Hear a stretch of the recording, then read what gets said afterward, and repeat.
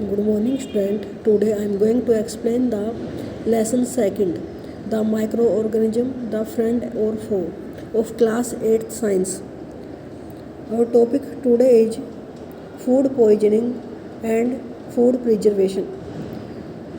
मैं आपको पहले ही फूड पॉइजनिंग के बारे में बता चुकी हूँ कि कुछ माइक्रोब्स ग्रो कर जाते हैं और जो हमारे फूड को स्पॉइल कर देते हैं। अगर हमारा फूड अनकवर्ड रहे या फिर 1-2 दिन तक हम उसे कंज्यूम ना करें तो उसमें कुछ माइक्रोब्स पैदा हो जाते हैं जो उसे फूड को स्पॉइल कर देते हैं।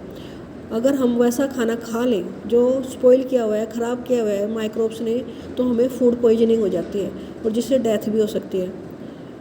तो हमने फूड प्रिजर्वेशन के कुछ तरीके हैं जिससे हमारा वो फूड ख़राब होने से बच सकता है, लंबे समय तक चल सकता है। फूड को हम प्रिजर्व कैसे कर सकते हैं? तुमने अचार को देखा होगा कि अचार बनाते हुए अपनी मम्मी को या अपनी दादी को देखा होगा कि वो अचार में बहुत सारा नमक डालती है और मीठा अचार भी बनाया जाता है, शुगर डालते हैं, तेल डाला जाता है। तो जो ये चीज़ें डाली जाती है इसमें ये क्या करती हैं? फूड को प्रिजर्व करती हैं। उसमें एसिटिक एसिड डाला जाता है जिसे विनेगर के रूप में डाला जाता है। तो ये सब फूड को प्रिजर्व करने के लिए उसमें डाला जाता है। हमारा उससे जो पिकल है वो ख़राब नहीं होता। कुछ लंबे समय तक बचाने के लिए हम डिफरेंट तरीके यूज करते हैं अपने फूड को। उसमें से पहला जो है वो है chemical method, salt and edible oils. तो उसके लिए हम साल्ट, एडिबल ऑयल्स होते हैं खाने वाले तेल जिसको हम खा सकते हैं, generally use to check the growth of micro organism. इसमें जो वर्ड है ये यूज टू चेक मीन्स रोकना होता है कि माइक्रो ऑर्गेनिज्म उसमें ग्रो ना करें, उसमें उगे ना, आए ना कहीं से। तो वो उसके लिए हम उसमें साल्ट डाल सकते हैं, edible oil. They are called preservative. उन्हें क्या बोलते हैं? प्रिजर्वेटिव। क्या साल्ट और edible oils are commonly used to check the growth of micro organism and therefore they are called preservative. We use salt और acid to preserve the pickles. Pickles होते हैं अचार, उनको बचाने के लिए उसमें साल्ट डालते हैं, एसिड डालते हैं। Sodium benzoate, sodium metabisulphite are the common preservative that are used in jam and squash.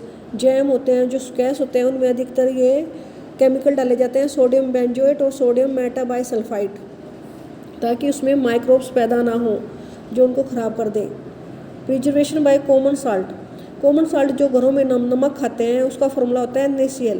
इसको मीट को प्रिजर्व करने के लिए, फ़िश को प्रिजर्व करने के लिए, लंबे समय तक चलाने के लिए उस पर डाला जाता है। मीट और फिश को उससे कवर कर दिया जाता है ड्राई साल्ट से, जिसमें मॉइस्चर ना हो ताकि उसमें माइक्रोब पैदा ना हो।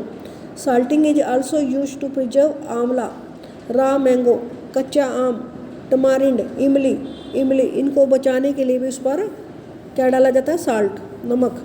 Preservation by sugar. Jams, jelly, squash are preserved by sugar. अगर हमें जैम और जेली को बचाना है तो उसमें वैसे भी शुगर तो डालना ही होता है। तो शुगर उसमें ये नहीं कि खाली मीठा करने के लिए उसको किया जाता है, उससे उसको प्रिजर्व भी हो जाता है। क्यों? Sugar reduce the moisture content. Sugar अगर डला होगा उसमें तो उसमें नमी नहीं रहेगी, नमी नहीं होगी तो it inhibits the growth of microbes which spoil food. Inhibits means रोकना, तो उसे माइक्रो ऑर्गेनिज्म की ग्रोथ रुक जाती है और उसको मॉइस्चर होना ज़रूरी है। अगर नमी होगी तभी ये छोटे छोटे माइक्रोब्स उसमें पैदा होते हैं, अपने आप ग्रो कर जाते हैं। तो उनको रोकने के लिए हम क्या करते हैं? उसमें शुगर डाल देते हैं। Preservation by oil and vinegar. कुछ ऐसी चीज़ें हैं जिनमें ऑयल और विनेगर डालकर हम उनको बचा सकते हैं, जैसे use of oil and vinegar prevents spoilage of pickles. अचार में डाले जाते हैं ये, because bacteria can not live in such environment, क्योंकि उसमें बैक्टीरिया नहीं पैदा हो सकते। Vegetable, fruit, fish, meat are often preserved by this method. इस मेथड के द्वारा हम ये सारी चीज़ों को बचाते हैं। हीट एंड कोल्ड ट्रीटमेंट, ये तो जनरली हम घरों में करते ही हैं। दूध आने के बाद उसे पहले बॉईल किया जाता है। बॉईल करने से क्या हो जाता है? उसके माइक्रो ऑर्गेनिज्म मर जाते हैं। इसी तरह से जब हमें अपने खाने को लंबे समय तक चलाना होता है तो हम बचे हुए खाने को कहाँ रख देते हैं? रेफ्रिजरेटर में, ताकि लो टेम्परेचर क्या करता है? Inhibits the growth of microbes, तो उसमें माइक्रोब्स पैदा नहीं होते। अब जो बूझो है पूछ रहा है, why does the milk that comes in packet not spoil, जो पैकेट में मिल्क आता है वो जल्दी ख़राब नहीं होता। तो उनकी मदर ने बताया कि ये पेस्चराइज्ड मिल्क होता है। पेस्चराइज्ड मिल्क क्या होता है, इसे सबसे पहले लुईस पेस्चर एक साइंटिस्ट हुआ है, उसने इस मेथड को खोजा था, उसे इसीलिए इसको पेस्चराइजेशन बोलते हैं। लुईस पेस्चर ने क्या बताया था कि अगर हम मिल्क को हीट करें 70 डिग्री सेल्सियस पर, कितने टाइम के लिए, 15 to 30 सेकेंड, केवल 15 से 30 सेकेंड तक, 1 मिनट में 60 सेकेंड होते हैं, तो 15 से 30 सेकेंड तो बहुत ही कम हो गए। इतने समय तक 70 डिग्री सेल्सियस तक उसका टेम्परेचर कर देते हैं, फिर सडनली चिल्ड, फिर उसे अचानक ठंडा कर देते हैं, एकदम से ठंडा कर देते हैं और स्टोर कर लेते हैं। इसे बोलते हैं पेस्चराइजेशन। तो मिल्क को इस तरह किया जाता है, पहले एकदम से तेज़ गर्म, फिर एकदम से ठंडा और फिर स्टोर कर लिया जाता है। तो जो पैकेट में मिल्क आता है वो इस तरह से पेस्चराइज किया जाता है। इसे हम डायरेक्टली कंज्यूम कर सकते हैं, बिना गर्म किए भी पी सकते हैं, क्योंकि इसके अंदर माइक्रोब्स नहीं होते।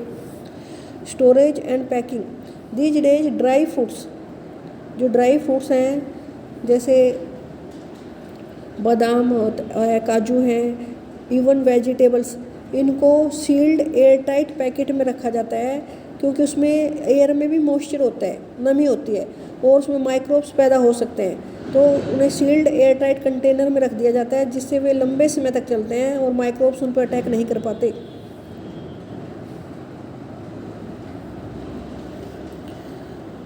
नाइट्रोजन फिक्सेशन, आपने 6th-7th क्लास में भी राइजोबियम बैक्टीरिया के बारे में पढ़ा था।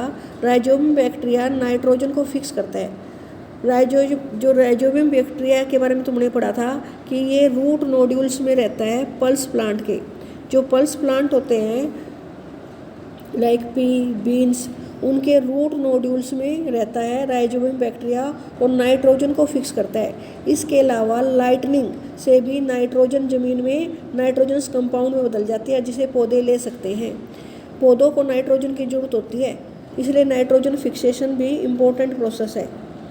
देखो ये पौधा दिखा रखे हैं पल्स के, उसकी जड़ दिखा रखी है, उसकी जड़ में रूट नोड्यूल्स, ये छोटे छोटे रूट्स दिखा रखे हैं। रूट नोड्यूल में जो बैक्टीरिया रहता है वो राइजोबियम बैक्टीरिया और ब्लू ग्रीन एल्गी, ये फिक्स करने की क्या करता है कि नाइट्रोजन को फिक्स करता है। हम नाइट्रोजन साइकिल के बारे में पढ़ रहे हैं। हमारे एटमॉस्फेयर में 78% नाइट्रोजन है। 1 मार्क्स के लिए इंपॉर्टेंट क्वेश्चन है, कितनी है 78% नाइट्रोजन।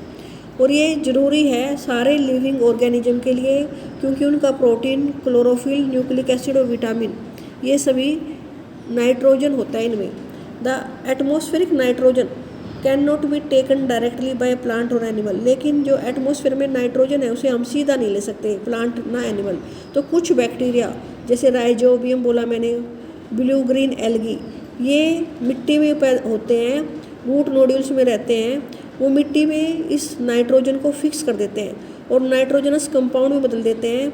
जब ये मिट्टी में मिक्स हो जाता है तब पौधे अपनी जड़ों के द्वारा जब पानी लेते हैं ना, तो साथ में इन नाइट्रोजनस कंपाउंड को ले लेते हैं और इन नाइट्रोजनस कंपाउंड से वो अपना प्रोटीन बना लेते हैं और दूसरे नाइट्रोजनस कंपाउंड जो उन्हें ज़रूरी होते हैं वो बना लेते हैं। इस तरह से पौधों की हेल्प हो गई, उन्हें अपना प्रोटीन बनाने के लिए नाइट्रोजन मिल गया। और जब ये प्लांट और एनिमल डाई होते हैं तो कुछ बैक्टीरिया और फंगस दोबारा उन्हें उन नाइट्रोजनस कंपाउंड में बदल देती है जिससे वो पहले उनको मिला था। और कुछ दूसरे बैक्टीरिया ऐसे भी होते हैं मिट्टी में जो इन नाइट्रोजनस कंपाउंड को फ्री नाइट्रोजन गैस में बदल देते हैं। इस तरह से जो आकाश में 78% ही नाइट्रोजन रहती है। टोटल नाइट्रोजन आकाश से ही धरती में आई, सोयल से फिर प्लांट्स ने ली, प्लांट से एनिमल ने, और इस तरह से नाइट्रोजन साइकिल दोबारा चलती रहती है। फिर से दोबारा वो आकाश में कुछ बैक्टीरिया ने वापस भेज दी। अभी नाइट्रोजन साइकिल की आपको पिक्चर दिखा रखी है, इसमें भी यही सेम दिखाया हुआ है जो मैंने आपको एक्सप्लेन किया है कि पहले एटमॉस्फेयर में नाइट्रोजन है ये 78%, यहाँ से इसे फिक्स करने के लिए कुछ बैक्टीरिया लाइक राइजोबियम और ब्लू ग्रीन एल्गी, उसने उसे नाइट्रोजन कंपाउंड में बदल दिया, या फिर लाइटनिंग जो आकाश में बिजली चमकती है वो भी इसे फिक्स करती है। ये जो बैक्टीरिया है उन्होंने इसे फिक्स करके नाइट्रोजन को नाइट्रोजनस कंपाउंड में बदल दिया। नाइट्रोजनस कंपाउंड से ये कंपाउंड मिट्टी में चले गए, मिट्टी से प्लांट्स ने ले लिया पानी के थ्रू से, और जब इन प्लांट्स को एनिमल ने खाया तो उनके अंदर चला गया। जब ये एनिमल या प्लांट डाई करते हैं, मरते हैं और नाइट्रोजन वेस्ट निकालते हैं तो ये फिर से वो एक कंपाउंड बन जाते हैं, नाइट्रोजनस कंपाउंड, जो जिनसे शुरू हुआ था वहीं पहुंच जाता है दोबारा से फिक्स सिस्टम। फिर इन नाइट्रोजनस कंपाउंड को कुछ दूसरे बैक्टीरिया भी प्रेजेंट होते हैं सोइल में, जो दोबारा कन्वर्ट कर देते हैं इन्हें फ्री नाइट्रोजन में।